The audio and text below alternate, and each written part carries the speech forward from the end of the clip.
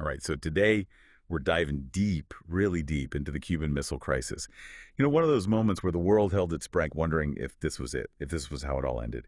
And to really get a grip on those 13 crazy days in October 1962, we need to rewind the clock a bit, go back a few years. Our main source today is the first episode of a podcast series all about this.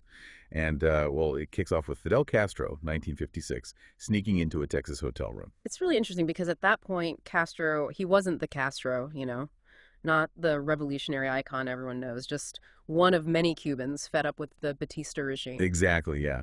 And the podcast just trucks us right into this meeting. Castro and this former Cuban president, Carlos Socaras. Texas hotel room, kind of clandestine, on opposite sides politically, but united, in wanting Batista out. The podcast even mentions this line from Socaras, something about wanting to drive Batista out with a pitchfork. Haha, yeah. That shared animosity was key. Socaras actually ends up giving Castro a check. $50,000 to fund his revolution. Huge gamble for Socaras, I mean. But it shows just how desperate many Cubans were for change. Yeah, desperation, for sure. And that change came, right? 1959, Castro takes over, overthrows Batista. But things get complicated fast, as the podcast explains. His policies start alarming the U.S. government, nationalizing industries, executing opponents. Yeah, you have to remember the context here, right? Cold War in full swing. U.S. is basically terrified of communism spreading, especially right there in the Caribbean, practically their backyard. Right, so enter the CIA, led by Allen Dulles. He was convinced that Castro was a Soviet puppet, needed to go, had to be removed. And he comes to newly elected President Kennedy with a plan.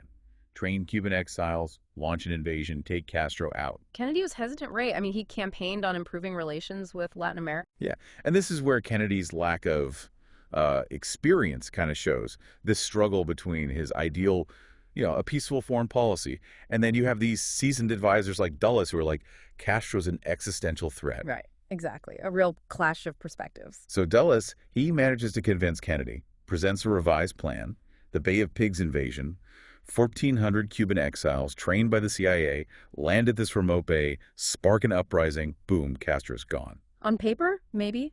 The planning and execution were, well, let's just say flawed. They completely underestimated Castro, didn't provide proper air support. It was disaster. The podcast even have these firsthand accounts from some of the Cuban exiles, the chaos, the fear. It's really powerful to hear. Yeah, it really drives it home just how badly things went wrong. Hundreds captured or killed, an international embarrassment for the U.S. And Kennedy, his reputation takes a major hit. Absolutely. The Bay of Pigs, it was like a ripple effect. Solidified Castro's power, destroyed any trust between the U.S. and Cuba, and maybe most importantly, pushed Castro closer to the Soviet Union. Yeah, and then there's it's this fascinating bit about the fallout between Kennedy and Dulles. Kennedy wants him gone after the Bay of Pigs, right? But he also wants to avoid a scandal. So he offers Dulles this deal, resign quietly, get a prestigious medal. Classic political maneuvering, right? Maintain stability control, but get rid of the guy you blame for the mess. Exactly. And Dulles agrees, initially, but then as they're walking down the hallway away from the cameras, he kind of backtracks, says he's changed his mind, not resigning. Dulles, stubborn, right? Convinced he was always right, even after such a colossal failure. Yeah, but Kennedy, he was prepared. Pulls out a termination letter, tells Dulles to sign it or face public dismissal. Wow, that's a power move. It makes you wonder, though, about Dulles, his judgment. That hardline stance on communism, did it contribute to the escalation? Could things have been different with someone else leading the CIA? Interesting question, for sure. Now, back in Cuba, Castro's reeling from the Bay of Pigs. He knows the U.S. is still a threat, needs an ally, so he makes a decision. Officially declares Cuba a communist nation. More than just ideology, it was strategic. Securing Soviet support. Basically saying, hey, we're on your side, protect us. And that's where Nikita Khrushchev comes in, leader of the Soviet Union, locked in this Cold War rivalry with the U.S., each side trying to one-up the other, especially when it comes to nukes. Right, but there's a problem. The Soviets, they're behind in the arms race, despite all the talk about a missile gap. Their missiles are outdated, take hours to prepare, and they're staring down U.S. missiles in Turkey. Yeah, real threat. So Khrushchev, he needs to project strength, right? Podcast describes this scene where he's in Bulgaria trying to relax. But he's consumed by this problem. His advisors are suggesting PR stunts, but he wants real solutions. He knew the missile gap was a bluff. He needed to level the playing field for real. And that leads to his eureka moment, this wild idea. Secretly put Soviet missiles in Cuba. Bold. Incredibly risky. but it seems to solve multiple problems at once. Support Castro, counter those U.S. missiles in Turkey, and show the world, hey, the Soviet Union is a force to be reckoned with. A gamble with potentially huge consequences. A gamble indeed. And that's where we'll pick things up next time. Things are about to get a whole lot more tense, so make sure you tune in for part 2 of our deep dive into the Cuban Missile Crisis. So, Khrushchev's got this plan, right? Missiles in Cuba. But how do you even do that? I mean, move nuclear weapons across the ocean secretly? It's a logistical nightmare. The podcast really goes into it. This top secret operation, Operation Anadir, it was all about deception every step of the way. Like they told the Soviet troops they were going to Siberia. Even packed winter gear, can you imagine? Ending up in Cuba.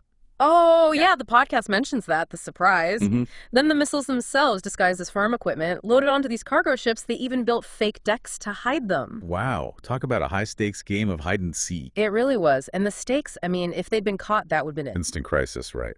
Absolutely. The podcast describes these ships sailing for weeks, dodging U.S. surveillance.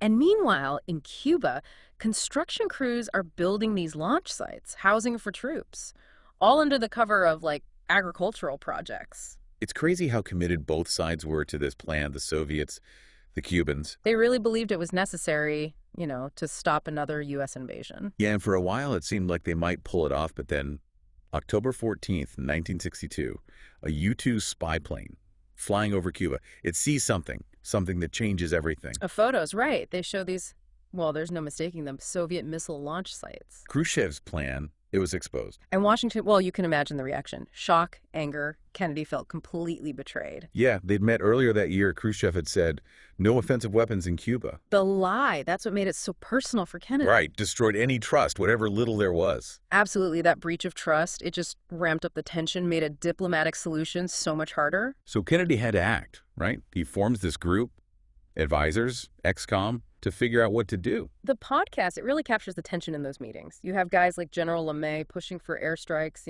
just bomb Cuba. Which, looking back, seems insane. Right. But in that moment, with the threat of nuclear war, it's kind of understandable how that thinking took hold. Yeah, the fear, the pressure. But Kennedy, he gets it. He understands what a military strike could mean. So he goes for a naval blockade, calls it a quarantine. Yeah. To sound less aggressive. Smart move. The blockade puts the pressure on Khrushchev, but without, immediate violence. Forces him to make the next move. The whole world is watching now. Khrushchev, he's got a choice.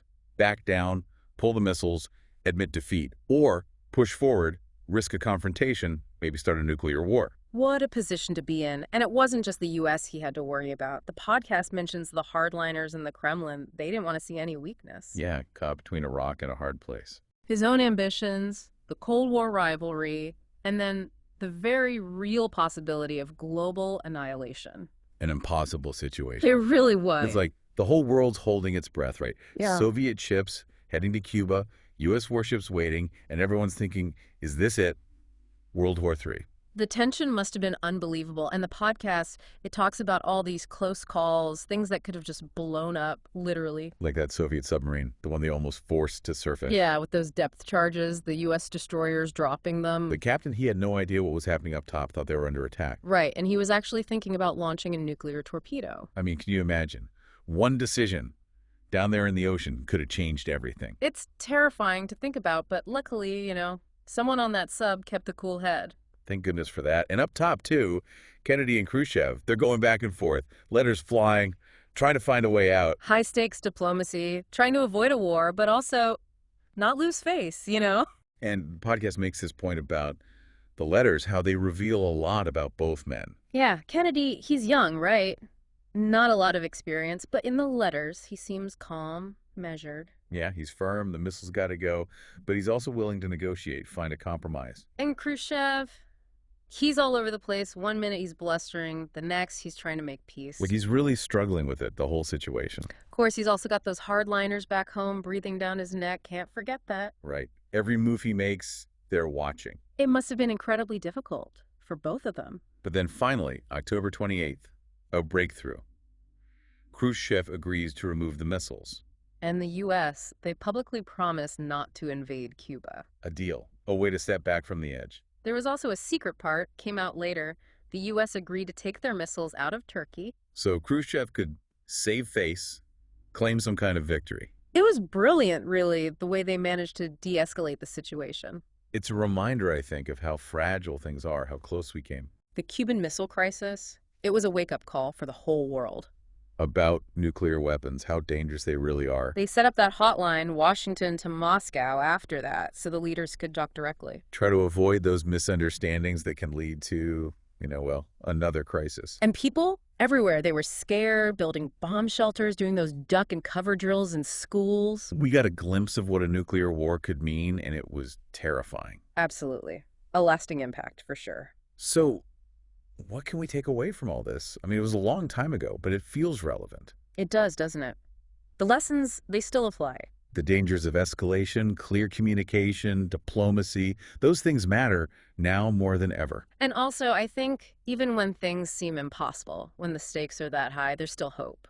Right. Peaceful solutions, they are possible. It takes work, compromise, understanding the other side. Remembering that we're all human, at the end of the day. It's a good reminder. It really is. And a challenge for all of us to try and make things better. Promote understanding, talk to each other, find peaceful ways to resolve our differences. Because the alternative, as we saw with the Cuban Missile Crisis, is just unthinkable. That's right. And on that note, we'll wrap up our deep dive into this pivotal moment in history. Thanks for joining us, and we'll see you next time.